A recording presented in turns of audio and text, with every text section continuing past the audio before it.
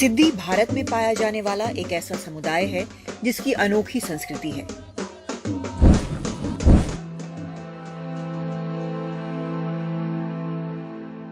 माना जाता है कि ये पूर्वी अफ्रीकी बंटू लोगों के वंशज हैं।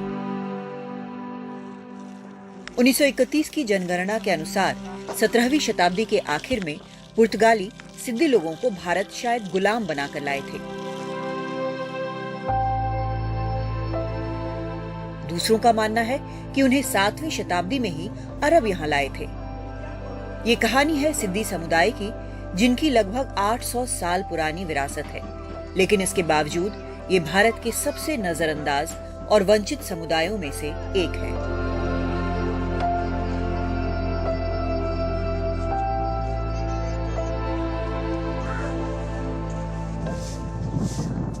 हम गुजरात के गिर सोमनाथ डिस्ट्रिक्ट में मिलने आए हैं एक अनोखे ट्राइब से, जिसकी जो हिस्ट्री है या जिसकी अगर हम कह सकते हैं एंसेस्टर्स हैं वो अफ्रीका से हैं।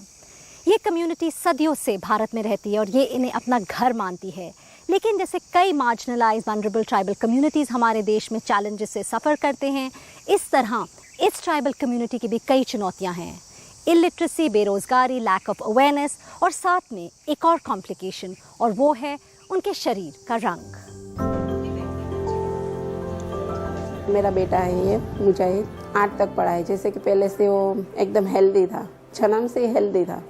तो स्कूल में जाता था तो यूँ बच्चे चिढ़ाते थे उसको कि जैसे इतना बड़ा हो गया और अभी 7वीं में 5वीं में है, तो यूँ बच्चे बहुत चिढ़ाते थे। जैसे बेंच में बैठे तो सब बच्चे इसके पास यूँ छोटे छोटे दिखते थे और चिढ़ाने के हिसाब से इसने ये स्कूल छोड़ दी हूँ।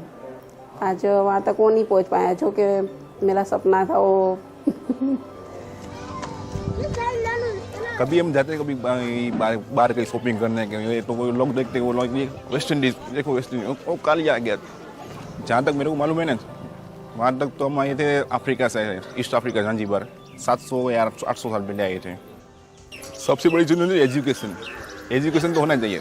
एजुकेशन हो गया तो हम पढ़े लिखे हो गए तो हम हमारे बच्चे को पढ़ाएंगे।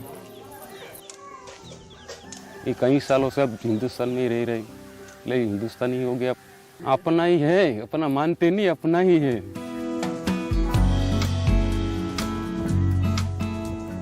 अफ्रीका की खोई हुई जनजाति के नाम से भी पुकारे जाने वाले सिद्दी भारतीय हैं। गुजरात में गिर के अलावा सिद्दी जनजाति के लोग कर्नाटक और महाराष्ट्र के गांवों में भी रहते हैं और जिस इलाके में रहते हैं वहीं की भाषा बोलते हैं। गिर में ये लोग शांति के साथ अपने प्राकृतिक परिवेश में रहते हैं।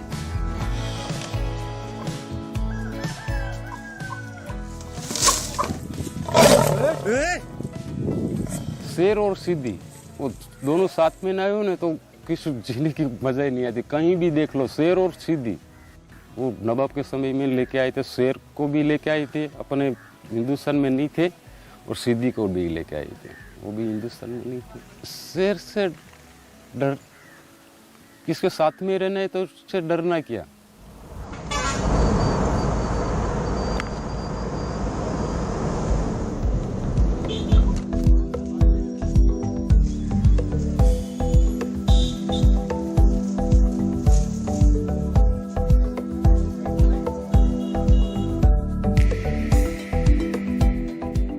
आज हमारे सफारी पर वसीम ड्राइवर हैं और इमरान हमारे गाइड रहेंगे।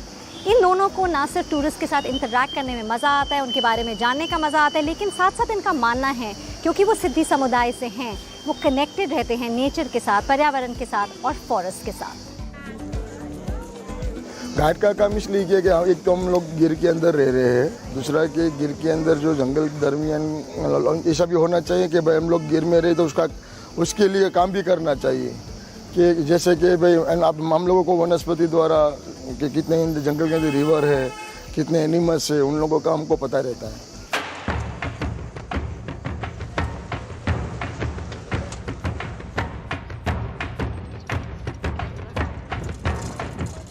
भारत के इस इलाके की यात्रा का मुख्य आकर्षण होता है सासन गिर सफारी, जो देश में वन्य जीव देखने के बेहतरीन ठिकानों में से एक है। जंगल में शेर के रूबरू होना एक अद्भुत अनुभव है।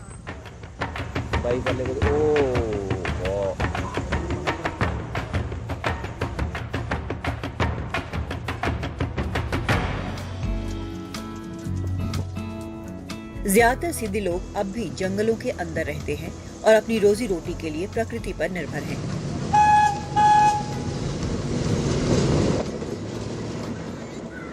जंगलों के भीतर और बाहर सरकार की जातीय समूह पुनर्वास कार्यक्रम की योजनाओं के तहत उनके हालात बेहतर हुए हैं। फिर भी इनमें शिक्षा की कमी है और दूसरे मौके भी नहीं मिलते।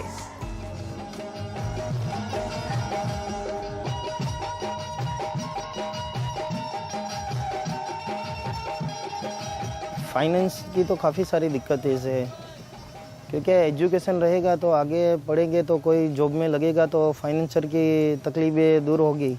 काफ़ी सारी स्कॉलरशिप मिलती है शेड्यूल ट्राइबल की, मिलेगा पर एजुकेशन के लिए मिलेगा। जो मिनथाड़ा चाहिए रहने का और रेंट का वो सब दिक्कत होगा फाइनेंस का। फिर और जो चैलेंजिंग है तो एजुकेशन जो होना चाहिए प्रॉपर वे में, जो एजुकेशन के लिए कुछ चैलेंजिंग अपना ही है कि मैं वही चाहता हूँ कि एजुकेशन प्रॉपरली समाज का हुए। सिद्धी कम्युनिटी का आप देखें तो थोड़ा because they are from African tribe settle down here, so पहले से थोड़ा उनका इशू था कि एक्सपोजर का इशू था, वो लोगों से जितने जल्दी घुल मिलते नहीं थे, तो उसके कारण बैकवर्डनेस था। एजुकेशन में ऑल्सो दे वर बिहाइंड। और लेकिन अभी आप देखो तो because of some interventions Gujarat सरकार ने जो किए, उनमें से काफ़ी लोग अभी एथलेटिक्स में बहुत अच्छा कर रहे हैं, एजुकेशन में भी लोग आगे आ रहे हैं। समीना भी मानती हैं कि उनकी बिरादरी अब भी अलग थलग और सबसे कट कर रह रही है। काफ़ी बच्चे हैं जो जिस पोजीशन पे होने चाहिए वो आज नहीं है। जैसे मजदूरी करना है, बोरी उठाना है, वो तो मेरे यूँ कम्युनिटी को ना, समाज को इतना मैं बोलना चाहती हूँ कि दुनिया चांद पे पहुँची है, तो आज तुम खड्डे से ज़मीन पे तो आओ। यूँ देखिए कि बात ऐसी है कि गवर्नमेंट तरफ से भी यूँ थोड़ी हेल्प हमको मिलती है, सपोर्ट है, और जो हमारी कम्युनिटी है उसमें बहुत काफ़ी कुछ समझ कुछ कम है। जैसे कि आगे पढ़ना, ये वो, जैसे शराब पीना, जुआ खेलना, काफ़ी हमारे समाज में जैसे कि बढ़ गया है। बहुत सी मुश्किलों का सामना करते हुए भी सिद्धि समुदाय के लोग खेलों में बाजी मारते हैं। यहाँ तक कि 1980 के दशक में सरकार की स्पेशल एरिया गेम्स योजना के तहत ये धारणा थी कि आनुवांशिक तौर पर सिद्धियों की दौड़ने में महारत है। अल्फिजा कुश्ती में नाम कमा रही हैं। राज्य के स्तर पर स्वर्ण पदक और राष्ट्रीय स्तर पर रजत पदक जीत चुकी हैं। सोमनाथ से 36 किलोमीटर दूर हदमतिया गांव में रहने वाली ये 8वीं कक्षा की छात्रा एकलव्य मॉडल रेजिडेंशियल स्कूल में पढ़कर अपने माँ बाप के सपनों को पूरा कर रही है। पहले जब मैं गई थी ना, तो पहले 2 दीदी आए, तो फिर हमारा जो सामान था और वो लेकर हमें डॉर्मेटरी दिखाई और वॉशरूम वगैरह सब बताया। फिर हम बेड में बैठे, तो फिर हमें सब हमारा नाम पूछने लगे और ऐसा कहने लगे, कहाँ से अफ्रीका हो आप, यहाँ के नहीं हो, अब तो ब्लैक हो, ऐसा बोल रहे थे। हमें लगा कि जाने देते हैं। तो फिर 1-2 महीना ऐसा चला, फिर हमारा दोस्त बन गई थी। मैं तो आगे बढ़ना चाहती हूँ, मैं मेरी मम्मी पापा का सपना पूरा करना चाहती हूँ, आगे बढ़े डॉक्टर या फिर स्पोर्ट में जाना चाहती हूँ। अल्फिजा को अपने समुदाय में सम्मान मिला है, लेकिन महबूब चोटियारा जैसे बहुत से ऐसे भी हैं जो अपने सपने पूरे नहीं कर पाए। गांधीनगर में 18 साल तक खेलों में अपना पसीना बहाने के बाद महबूब गिर के जंगलों में बसे अपने गांव सिरवान में खेती कर रहे हैं। बेहतर तो लगता था गांधीनगर में, पर वो ही दौर था इस समय में, तो वहाँ रहूं तो यहाँ का सब बिगड़ जाता था। जो मम्मी पापा को साथ देने के लिए इधर कोई था नहीं, इसीलिए तभी अपने में ख्याल थोड़ा कम था, इसीलिए इधर आ गया। लेकिन वहाँ से भी करा सकते थे, अभी तो देर होगी, इसीलिए मैं लड़के में ख्याल रख दिया। मेरे लड़के को जोड़ो खेलता है, इसीलिए उसमें ध्यान दिया। जो मैं ना कर सका वो शायद कर सके। लोग गांव में सुविधा पूरी नहीं होती है, इसीलिए किसी न किसी को तो यहाँ से बाहर निकलना चाहिए। सिद्धि समुदाय की जो स्पोर्टिंग यानी कि जो खेल में काबिलियत है वो बहुत अच्छी है। महबूब को बीच में ही अपना सपना छोड़ना पड़ा क्योंकि उनकी फैमिली रिस्पॉन्सिबिलिटीज़ थी। लेकिन आज उनका बेटा साहिल उस मुकाम तक पहुंचने की कोशिश कर रहा है कि उन सबका जो सपना है पूरा हो सके। लेकिन इस कम्युनिटी की जो चुनौती है वो है यहाँ इंफ्रास्ट्रक्चर नहीं है, सपोर्ट नहीं है, दूर दूर तक एक कैंप के लिए जगह नहीं है, फील्ड्स नहीं है। ज़रूरत है इन सब चीज़ों की ताकि उन तक ये पहुँचें, ताकि ये अपना सपना पूरा कर सकें और देश का नाम रोशन करें। सिद्धियों को स्पेशल एरिया गेम्स से कोई खास फायदा तो नहीं हुआ, लेकिन इनका सशक्तिकरण करने की ये पहली कोशिश जरूर थी। उस दौरान उनके प्रदर्शन ने इनकी प्रतिभा भी सिद्ध कर दी। एक रास्ता खुला तो सिद्धि समुदाय के कई खिलाड़ियों ने राज्य और राष्ट्रीय स्तर के रिकॉर्ड बनाए। महबूब का बेटा राष्ट्रीय खेलों के लिए तैयारी कर रहा है, लेकिन साथ ही कमाई के लिए शिविर में जूडो की ट्रेनिंग भी देता है। मतलब कि मेरे पिताजी पहले स्पोर्ट्स में ही थे। अभी हमारे मतलब घर के हालात और हमारी जिम्मेदारी की वजह से उनको आधा छोड़ना पड़ा। फिर इसलिए उन्होंने मेरे को आगे किया कि जो मैंने जो आधा सपना छोड़ दिया वो मेरा बच्चा है, वो सपना पूरा करेगा। उसके लिए फिर मैंने भी स्पोर्ट्स ज्वाइन किया और अभी स्पोर्ट्स में ही हूँ। और अभी मतलब ओलंपिक में मेडल लाने के लिए तैयारियाँ चल रही है। मतलब जो अभी मतलब स्कूल गेम और वो सब तो ख़त्म हो गए। सुबह में टाइम होता है, मतलब 2 घंटे का टाइम होता है। मतलब पहले बच्चों को ट्रेनिंग दे देने की, फिर बच्चे चले जाते हैं, तब 1-2 पार्टनर बड़े बड़े बचते हैं, उन लोगों के साथ मैं भी थोड़ी प्रैक्टिस कर लेता हूँ। और जिम में वो सब है, फिर सीनियर की तैयारी कर लेता हूँ उसके साथ में। चोटियारा परिवार जंगल के बेहद नजदीक रहता है, लेकिन बहुत से सिद्धि लोग आसपास के गांवों में चले गए हैं। हम जंबूर गांव गए, जो सदियों से सिद्धि आदिवासियों के गांव के रूप में जाना जाता है। ये गांव सोमनाथ जिले में जूनागढ़ से लगभग 100 किलोमीटर दूर गिर के जंगलों से घिरा हुआ है।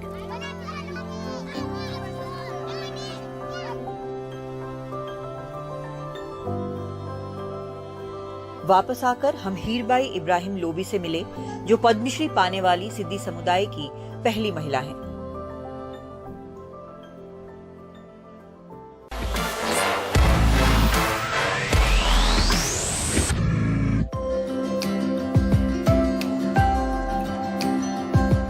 ये सिद्धि आदिवासियों के लिए गौरव का एक लम्हा था। हीरबाई इब्राहिम लोबी पद्मश्री से सम्मानित पहली सिद्धि महिला हैं। इन्होंने 700 से ज्यादा महिलाओं और बच्चों की जिंदगियां बदल दी। एक आगे खान संस्था तालीम देती है कि पानी बचावू। बेनू ने बेग सुथी फुगाड़ी, बेनू ना नाना नाना गरीबी रेखा माथे काम करती। मैं ऐसा काम करती हूँ। पढ़ाई तो फिर हमारा लोग पढ़ने ज नहीं चाहता, कौन नौकरी देगा। आंगनवाड़ी की बेन आवे टीपा पावा, तो आरोग्यमा में काम करा है, तो आरोग्यमा मुझे अच्छा प्रमोशन मिला। कारण कि अत्यारे हमारे गांव में, हमारे सिद्धि समाज में कोई दीकरी अभण नहीं है। ये बेन है, इसकी शादी पने 20 साल में करेगा, वे तो 20 साल 22 साल होना चाहिए, पर इतना शादी करेगा तो अच्छा इन्हें पढ़ने की जरूरत हो ही नहीं। सिद्धि महिलाएं मजबूत और बुद्धिमान होती हैं। हीरबाई ने अपनी जिंदगी का एक बड़ा हिस्सा सिद्धि जनजातीय महिलाओं के उद्धार और बच्चों की शिक्षा में बिताया। 22 साल की जैस्मीन, जिनकी हाल में शादी हुई है, उनका मानना है कि बदलाव आ रहा है और कंप्यूटर को अपना पेशा बनाना चाहती हैं। पढ़ना जरूरी है, क्योंकि अपने हिसाब से जो काम करेंगे अपने तक रहेगा। यूँ नहीं कि अपने तक काम करेंगे, कोई पहचान होनी चाहिए, अपनी खुद की पहचान होनी चाहिए। मेरे हस्बैंड की तरफ से, मेरी सास की तरफ से, सबकी तरफ से, जेठ की तरफ से पूरा सपोर्ट है। पढ़ने में, जॉब करने में पूरा सपोर्ट है।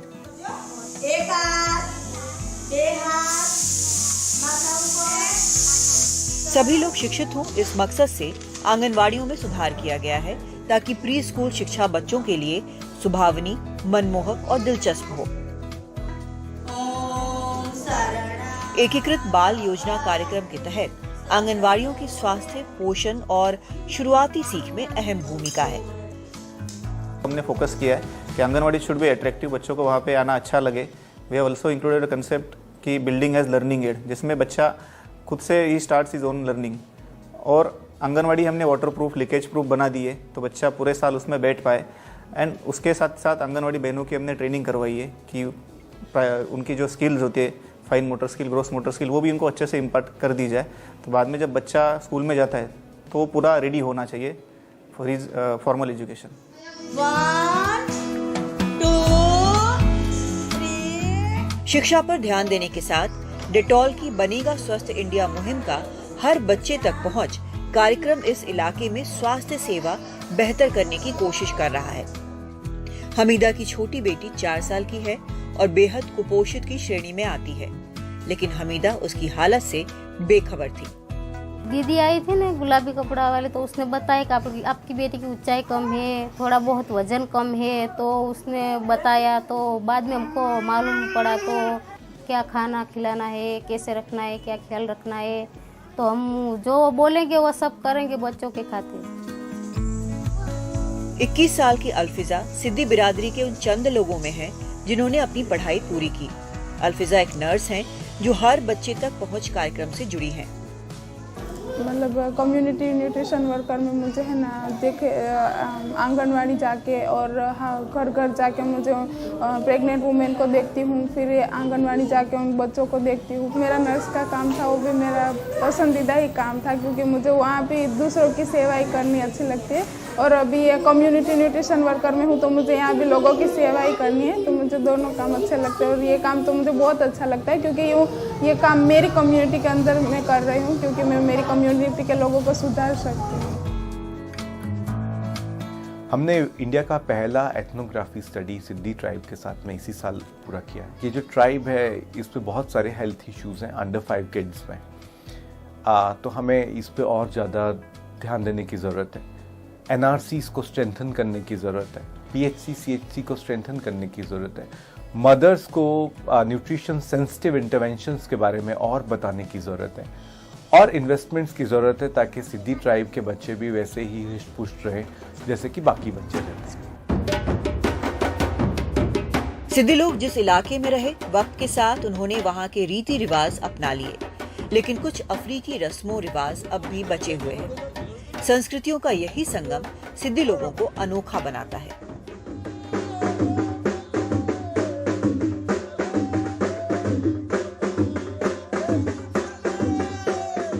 हम यहाँ ये धमाल डांस देख रहे हैं, जो सिद्दी कम्युनिटी का बहुत फेमस डांस है। ये सिर्फ ना इनको एक्स्ट्रा इनकम दिलाता है, लेकिन साथ साथ जो इनका ये कल्चर है, इतना पुराना कल्चर है, इनका ट्रेडिशनल डांस है, उसको भी बचाने की कोशिश कर रहे हैं।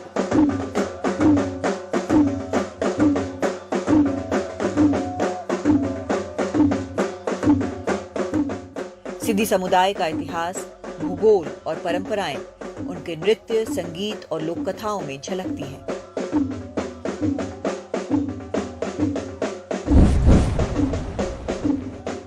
ऐसे दृश्य, ध्वनियां और चलन किसी और समुदाय में नहीं मिलते।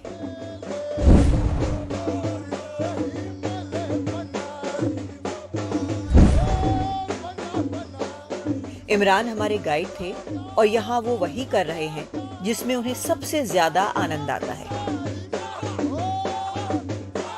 ये धमाल तो हम लोग क्या है कि तो हमारा पहले जो चला आ रहा है फादर के समय से, और ये हमारे ब्लड में है। जैसे हमारा छोटा बच्चा भी अगर होगा और झूले में अगर रहेगा, म्यूजिक बजेगा तो अपना पैर को हिलाएगा, ये हमारे ब्लड में है। और दूसरा कि एक तो हमारा एक्सरसाइज भी हो जाता है, और दूसरा कि इसको करने में बहुत शरीर में के अंदर भी फायदा रहता है, और घर में भी हमारी रोजी रोटी चालू रहती है।